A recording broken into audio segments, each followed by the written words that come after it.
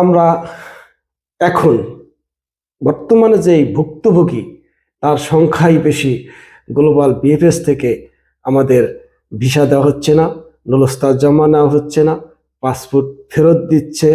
Hi guys, আসসালামু আলাইকুম। আড়িয়াল একাডেমির পক্ষ থেকে সবাইকে শুভেচ্ছা, অভিনন্দন। আমি মোশাররফ ব্যাপারী, ইতালির নাপোলি থেকে। কাছে ও দূরে যে এই মুহূর্তে আমার আড়িয়াল খা ইউটিউব চ্যানেল এবং আড়িয়াল খা ফেসবুক পেজ থেকে আমার এই ভিডিওটিতে ক্লিক করেছেন, সকলকে অসংখ্য ধন্যবাদ। আজকে কিছু কথা বলবো গ্লোবাল বিএফএস সম্পর্কে। কারণ আমরা এখন বর্তমানে যে ভুক্তভোগী তার সংখ্যাই বেশি।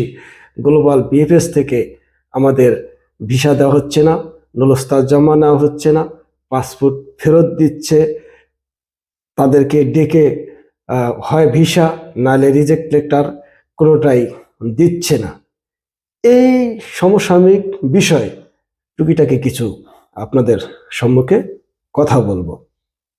প্রিয় বন্ধুরা, গ্লোবাল বিএফএসে ইদানিং দেখতেছি তারা ফ্যামিলি ভিসা, ট্যুরিস্ট ভিসা এবং স্টুডেন্ট ভিসার ক্ষেত্রে খুব গুরুত্ব দিচ্ছে। আমরা 18 জানুয়ারিতে ফ্যামিলি ভিসা উইদাউট কোনো অ্যাপার্টমেন্ট ছাড়া যাদের নলস্তার মেয়াদ কমে গেছে তাদের নলস্তা তারা জমা নিয়েছে। আবার আরেকটি আপডেট এসেছে 1 ফেব্রুয়ারি ফ্যামিলি ভিসায় যারা অ্যাপয়েন্টমেন্ট পাননি, পন্দামেন্ট যারা পাননি, তাদেরকে আবার ডেকেছে 1 ফেব্রুয়ারি উইদাউট শনিবার তাদেরটা আবার জমা নিবে। হ্যাঁ, সেটাও দরকার আছে, কারণ অনেক কষ্ট করে এখান থেকে ফ্যামিলি ভিসা উঠানো হয়। তাদেরও যেরকম দরকার। 2023 সালে যারা পাসপোর্ট জমা দিয়েও ভিসা পাননি, সাদা পাসপোর্ট যাদের ফেরত দিয়েছে, তাদেরকেও এখন একটি ক্লিয়ারেন্স দরকার। হয় তাদের ভিসা হবে, না হয় তাদের পাসপোর্ট বা নলস্তা জাল, সেই এভিডেন্সটা, সেই ডকুমেন্টসটা, লেটারটা তাদেরকে ধরিয়ে দেওয়া। কারণ তারা এখন না পারছে অন্য কোনো দেশে যেতে, না পারছে ওইটার অপেক্ষা করতে। 2023-এ যখন আগস্ট মাস থেকে গ্লোবাল বিএফএসে যখন সমস্ত পাসপোর্ট আটকা পড়ে গেল, তারা যাচাই বাছাই করে দেখলো যে বাংলাদেশি, পাকিস্তান, শ্রীলঙ্কা বা কঙ্গো এরকম কয়েকটা দেশ তারা জালেতে করতেছে, 2 নম্বর নলস্তা জমা দিচ্ছে। এজন্য তারা খুব যাচাই বাছাই শুরু করলো এবং বহুত পাসপোর্ট গ্লোবাল বিএফএসে আটকা পড়ে গেল। ভুক্তভোগীর সংখ্যা বাড়তে শুরু করলো। বিভিন্ন সময় আপনারা আন্দোলন সংগ্রাম করেছেন, মানববন্ধন করেছেন।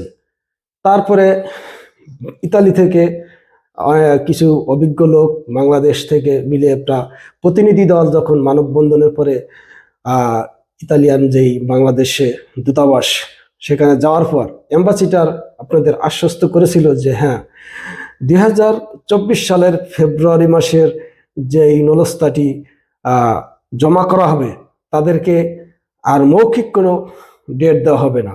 তারা নলস্তার নাম্বার সহ অনলাইনে মেসেজ দিবে, যেই নলস্তা অরিজিনাল তাদেরকে শুধু আমরা অ্যাপয়েন্টমেন্ট দিব, নলস্তা জমা দেওয়ার জন্য ডাকবো।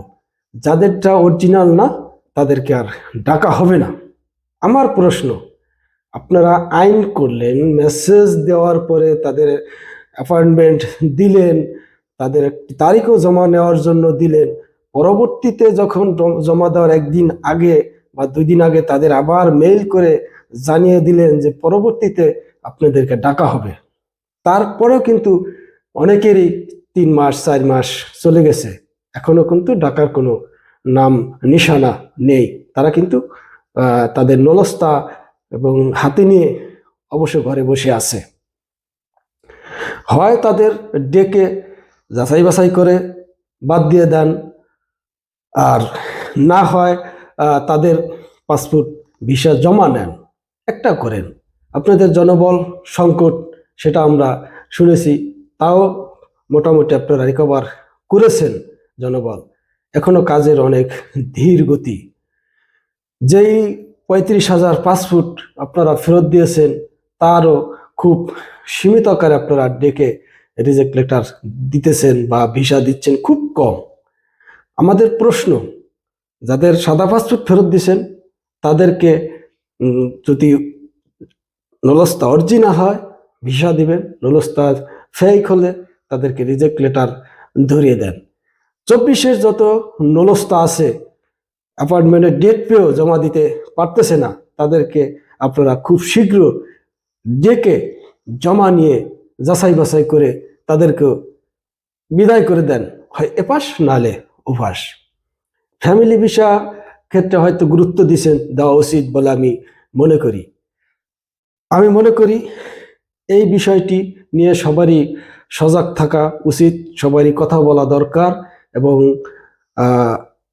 বিভিন্ন সূত্রে বিভিন্ন মানুষের কাছ থেকে শুনতেছি বাংলাদেশে যে গ্লোবাল বিএফএস, এখানে ইন্ডিয়ান নাকি বেশি কর্মচারী নিয়োগ হয়েছে, তারাই নাকি যোগসূত্রের জন্য বাংলাদেশিরা ইতালিতে আসতে না পারে, সেই বিষয়টি নিয়েও নাকি এখানে কোনো একটা ষড়যন্ত্র হচ্ছে।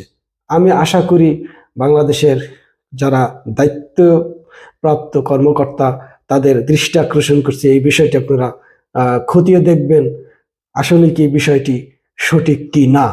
আজকের মতো এখান থেকে বিদায় নিচ্ছি। যদি ভিডিওটি ভালো লাগে প্লিজ ভিডিওটি একটি শেয়ার দিবেন। আসসালামু আলাইকুম।